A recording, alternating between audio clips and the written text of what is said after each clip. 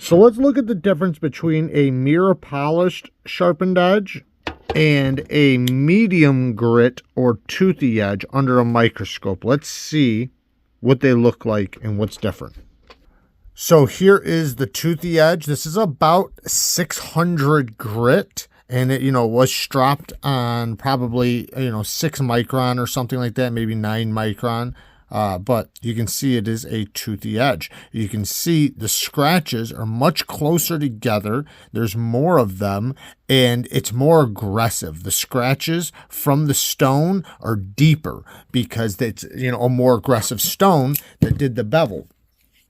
Now, if we look at the polished one, so here is the polished edge. You can see the scratches are nowhere near as deep. There's not as many of them. There's larger gaps in between, which are really just finer scratches.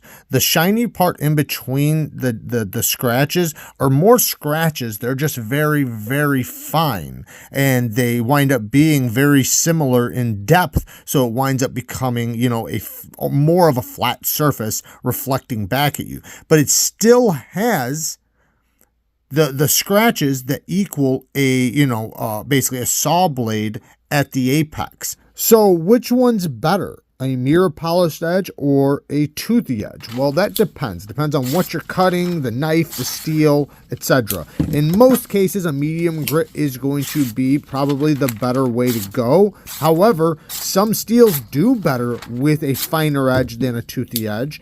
And if it's heat treated very well, and in certain kinds of steels, a polished edge comes out incredibly aggressive.